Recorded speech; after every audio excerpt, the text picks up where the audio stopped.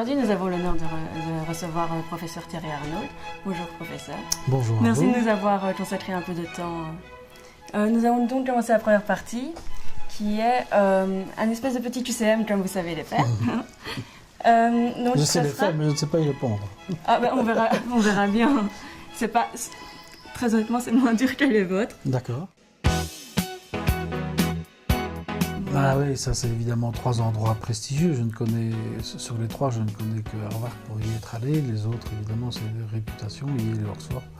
Il est évident que c'est des endroits qui se valent, c'est des endroits prestigieux. C'est des endroits qui, quand on y passe, on garde un souvenir, parfois un souvenir nostalgique de son passé, là, parce que il n'y a rien à faire. Ce sont des grandes universités où beaucoup de choses se passent bien, le financement est bon, la recherche est excellente et il y a tout un climat, un micro-environnement qui fait que on se sent porté. Oui, c'est vrai. Et qu'est-ce que vous êtes allé faire Mon post-doctorat, pendant 2 ans et demi dans un hôpital affilié à Harvard. J'ai travaillé sur la polykystose rénale. Alors, je travaillais sur 2 protéines qui étaient mutées dans ce qui génère des cystes au niveau rénal. Au printemps suivant, le ciel irlandais. Alors voilà. Oh là là, quoi, le bunker, un endroit pour dormir et l'auditoire que je reconnais qui doit être le PA01. Oh, je vais prendre le PA01. Le bunker, c'est pas mon truc, ça je vous le dis tout de suite. Vous n'étiez pas fêtard Je n'étais pas fêtard. Je crois que je suis allé une seule fois au bunker. C'était lors d'une occasion Télévis. C'était à midi pour manger un sandwich. Et c'était plus une visite des lieux. Donc je n'ai jamais mis les pieds au bunker en tant qu'étudiant pour festoyer. Par contre, au PA01, oui, j'y ai mis les pieds plus d'une fois, comme vous le savez. Et voilà. Donc... Vous n'aviez pas tendance à de temps en temps sécher les cours pour... À brosser les cours? Non, jamais. Ça, non, jamais. Je n'aime pas ce mot-là, c'est pas une question d'être un élève modèle, mais j'étais tip-top au rendez-vous, j'allais au cours et effectivement, j'étais plus dans l'auditoire qu'au bunker et somnolé dans mon lit. Quand vous étiez étudiant, est-ce que vous habitiez chez vos parents, en cote ou plus grand, un studio, rien qu'à vous? Alors, non, j'aurais bien aimé avoir un studio, rien qu'à moi. Si mes parents avaient eu l'argent, c'est certainement ça que j'aurais choisi. Non, j'étais dans une petite chambre d'étudiant, chez les habitants privés. Mais qui vivaient dans la maison, on appelait ça une basine, si je me souviens. Donc j'avais quand même une certaine présence et une certaine surveillance, c'était vraiment une surveillance. Je me souviens les 2 premières années, ce qui m'a peut-être servi d'ailleurs, parce que quand on ne connaît pas bien les gens au début, on travaille, on monte dans sa chambre, on étudie et on ne fait pas grand-chose d'autre. Après ça s'est un petit peu relâché, c'est-à-dire que je vivais un peu plus avec eux, je regardais la TV, etc. Mais non, j'étais dans une chambre, une petite chambre. Alors ici, on a le choix on choisit entre l'enseignement et la recherche. Voilà, alors, ça, je peux pas le déclarer ouvertement, vous comprendrez bien. C'est 2 activités que j'aime bien. C'est pas du tout le même métier. Je crois qu'il faut des aptitudes un peu différentes pour être un bon chercheur et un bon enseignant. Et ici, de toute façon, il est appelé qu'on fasse les 2. Mais en tout cas, la recherche, oui, ça, j'ai une certaine passion pour la recherche. Et l'enseignement, j'espère, en tout cas, si je ne communique pas la passion aux étudiants, en tout cas, moi, je suis un passionné. Et je pense que ça, dans mes évaluations. La première année, je ne vous ai pas dit, mais j'ai eu dans les questions ouvertes, j'ai eu un étudiant qui m'a dit Monsieur Arnauld, il n'est pas passionnant, mais en tout cas, on voit bien qu'il est passionné. Bon, voilà, c'est vrai. Ah, les sports. Les sports, j'en ai fait, ça ne se dirait pas comme ça avec mon profil et ma stature athlétique, mais j'ai fait beaucoup de sport jusque 18 ans. Et c'est pas celui de gauche, c'est pas le ballon rond, c'est pas non plus de l'athlétisme, courir après rien, j'ai jamais bien compris. Mais j'ai fait pas mal de tennis en tout cas, le tennis d'abord et puis les sports de raquettes. Mais le tennis, oui, c'était assez sérieux. Puis, j'ai rendu compte que je plafonnais et que je n'irais jamais à Roland-Garros ni à Wimbledon. Et donc, après, avec les études, etc., j'ai un peu laissé tomber. Je vais prendre le Grand Canyon, aux États-Unis, ça m'attire. Oui, j'y ai passé quelques années. Et voilà, je prends cette partie-là. Vous y avez passé quelques années pour Bah, j'y ai fait, professionnellement? ouais, j'ai fait mon postdoc, j'ai fait plusieurs vacances. Dans une autre vie, j'étais aussi marié à une Américaine et puis je suis reparti en mission scientifique au MIT en 2013. Donc, oui, si je cumule un petit peu tout le temps passé là-bas, ça fait plus ou moins 3-4 ans. Oui, oui. Voilà. Les endroits de vacances? Exactement. Alors là, on supprime la tente, hein. Ça c'est Non. sûr. Ah non, pas Vous avez besoin de camping. votre confort. C'est très, oui. C'est très joli ça. Si c'est pour aller en vacances et être moins bien que chez moi, moins de confort que chez moi, c'est hors de question. Et ça, bon, c'est très joli, hein. Alors quand vous vous levez le matin d'avoir dormi avec des cailloux dans le dos, que vous cherchez le premier levier pour vous brosser les dents, et non, c'est pas mon truc ça. Je suis pas sable et soleil. Il y a une raison toute simple, c'est que je rougis très vite et donc je brûle. Et donc, par contre, oui, ce chalet à la montagne, non, ça c'est sympa. Et là, c'est le breuvage préféré. Mais ça, c'est l'Orval, hein, tout de suite. Oui. L'Orval, Ouais, bien sûr.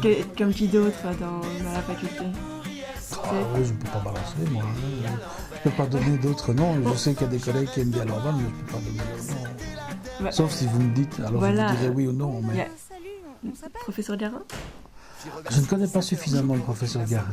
Mais le professeur Jadot, je crois qu'il aime bien aussi. Si. Voilà, comme ça c'est dit. Maintenant, comme vous nous avez donné le lieu que vous préfériez à Namur, du coup, on va s'y rendre, d'accord? D'accord, ben je vous suis alors. Hein, oui. Alors, c'est parti pour le carpool karaoké. Donc, on s'est un peu renseigné à votre sujet. Oui. Et il J'espère nous que vous n'avez semble, rien découvert de compromettant ni En de tout cas, dangereux. il n'y aura rien de compromettant dans cette petite Très vidéo. bien. Mais par contre, on s'est renseigné sur vos chansons préférées. Oui. Il me semble que vous en avez quelques-unes. Et alors, qu'est-ce que vous voulez savoir avec ça? Alors, je pense que la première est une chanson classique. Hein. Ah, oui. Est-ce que vous reconnaissez? Oui, ça c'est...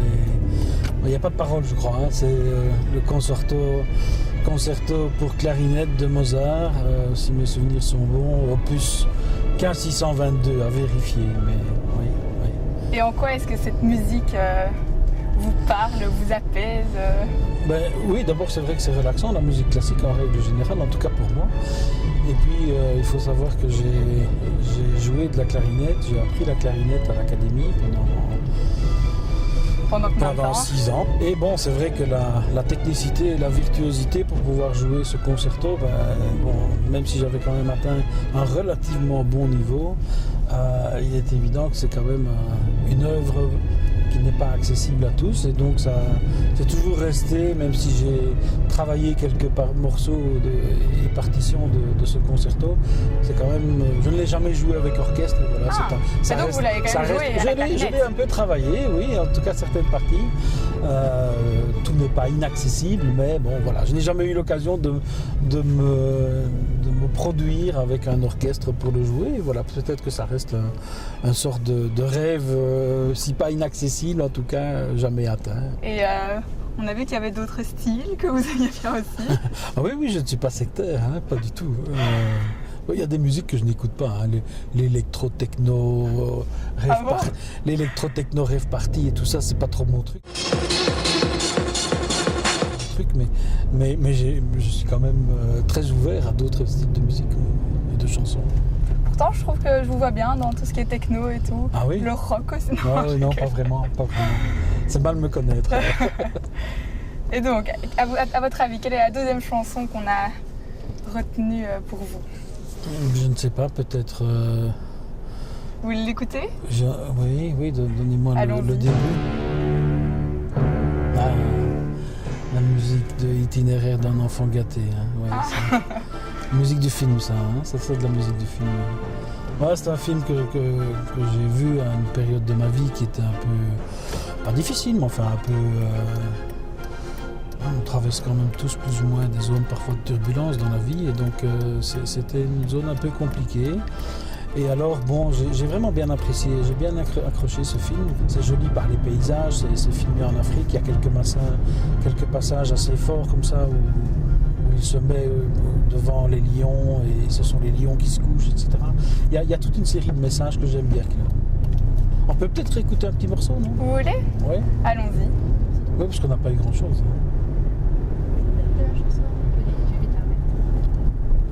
Vous aviez déjà préparé la suivante? Oui. Et on a la petite pub en prime. Juste avant.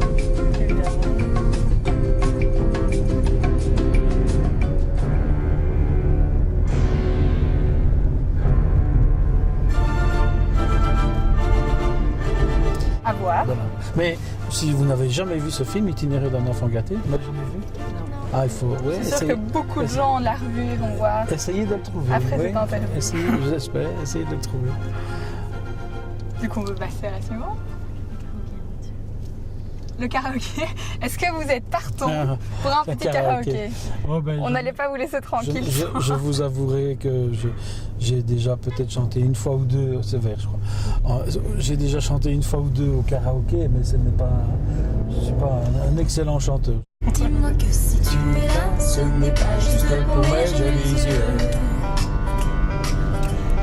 Dis-moi que ça et ça, il y a d'autres raisons qui te rendent heureux. Dis-moi si tu aimes bien nos paresses et nos matins d'amoureux. Alors encore une. Dis-moi que c'est un début, mais que tu vois déjà la suite à deux. Dis-moi que je suis la seule. Donc ça vous parle quand même, manifestement. évidemment. Oui. Plus que Mozart et Itinéraire d'un enfant gâté. Elle a fait Danse avec les stars. D'accord. D'accord. Vous voulez pas faire le refrain? C'est quand même la plus chouette partie. Allez, laissons jusqu'au refrain, si ça vous dérange pas. Non, du tout.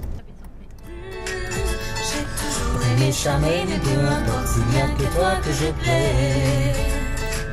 Je me dis que c'est toi. Je sais que tu y crois. Tu es celui qui rythme mes bonheurs, qui rythme mes humeurs. Juste comme ça, et je me dis que c'est toi. Et pour la toute première fois, pardonne-moi mes doutes et mes colères, le temps fera l'affaire. Et toi et moi, ça ira. Voilà. C'est bon. Donc la place du vieux, c'est... Non, c'est pas celle-là. Hein. Elle est là-bas derrière. C'est hein. là-bas derrière, oui. Et qu'est-ce que vous aimez tant? Dans cette chanson? Ah non, là, pour la place Ah, du dans la vieux. place du Vieux. Bah, ça, c'est quand même un endroit agréable. Hein. On était toutes ces terrasses. C'était un peu mieux il y a quelques années. Il y avait moins. D'abord, il y avait moins de terrasses et elles étaient ombragées comme ça par les arbres, etc. Bah, j'y ai passé un petit peu de temps à siroter quelques breuvages. Mais du coup, on peut revenir à la chanson. Qu'est-ce Oui, que on vous peut aimez tant revenir dans à la cette chanson?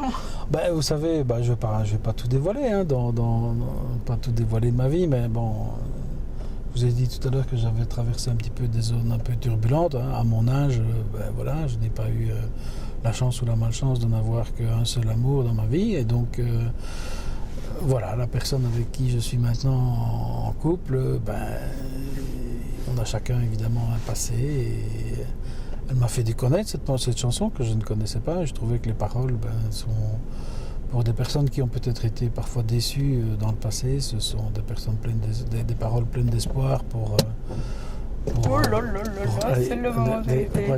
Ouais. On lâche, c'est bon, c'est parfait. Ben voilà, on arrive bientôt à la fin de notre Eh ben, on périple. a fait, voilà. Je Pour la pense que vous dernière avez étape. terminé les questions, hein, non? Non? Plus Oui. ou moins? Oui. Si vous voulez Très encore bien. écouter une petite chanson bonus, c'est Très bien. Non, c'est bien, c'est parfait. voilà le Carpool Karaoke. En tout cas, vous avez très bien chanté. Ça, je ne dirais pas jusque-là. Non.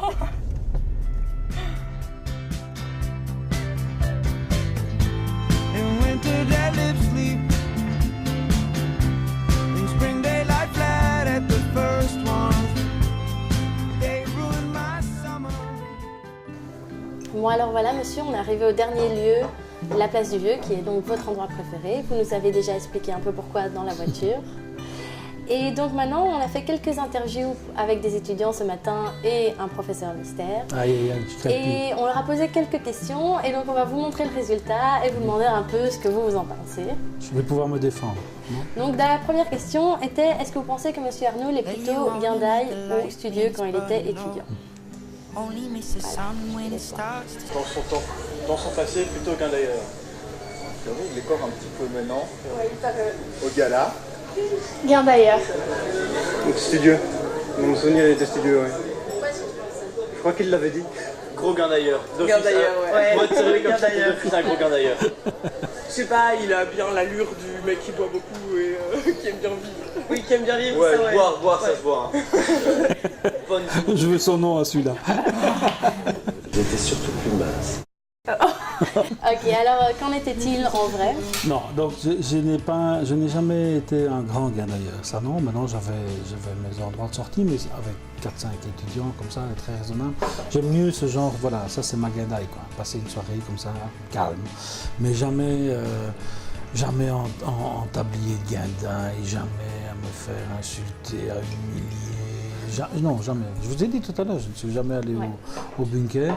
Et je crois que ce qui m'a sauvé tout au début, c'est, je me souviens, la première année, j'avais été à la messe de rentrée à la cathédrale Saint-Aubin. Et puis à la fin, il y a des étudiants des années supérieures qui essayent de capturer les bleus et les nouveaux. Et donc, il m'avait dit, toi, tu es en première année. Moi, avec un aplomb et un mensonge terrible, j'avais dit, non, moi, je suis en deuxième. Donc, on m'a fait passer. Je n'ai pas été ni peinture ni repris dans les farandoles, etc., etc. Et le professeur Poumet a tout à fait raison. J'ai été plus mince que ce que je ne suis maintenant. Mais ça, hélas, je ne choisis pas et je ne fais peut-être pas grand-chose pour conserver ma silhouette. Voilà. La deuxième question était, à quel animal est-ce que M. Arnaud vous fait penser?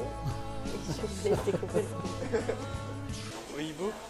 Non, très bas. Partons sur un hibou. Ouais, je trouve. Ouais, allons. Un ours. Un ours? Ouais, comme pour une île ourson quoi. Un panda. On reste dans la même compagnie. Un koala sérieux. Donc on a le choix en quoi? Un koala et un ours Et un panda. Bah, ça reste plus ou moins dans la même famille, oui. Bah, c'est peut-être mon... Je ne sais pas, je véhicule une image que je renvoie d'une personne qui est un petit peu, pas mal léchée, mais un peu distante, un peu froide, un peu désagréable. Mais en fait, je ne suis pas comme ça. Alors peut-être qu'avec les étudiants, c'est vrai, je garde ça.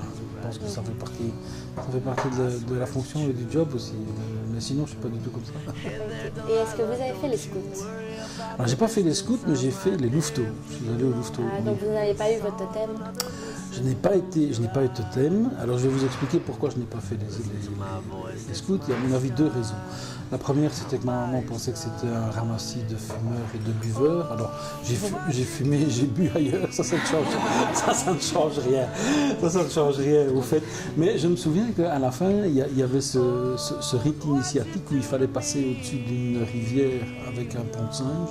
Cette rivière était en crue, donc très effrayante. Vous voyez ce que c'est un pont de singe, hein, entre deux cordes, sans être trop assuré. Je crois que je suis assez couillon, hein, et donc je n'ai pas osé passer cette rivière, et donc je n'ai pas fait mon passage chez les scouts. Non, ça non. On a demandé aux étudiants quel est votre pire défaut d'après eux. Pas trop vite. Ouais. Et c'est dire parfois, c'est un peu labyrinthique, on s'y perd. La ponctualité et l'exactitude.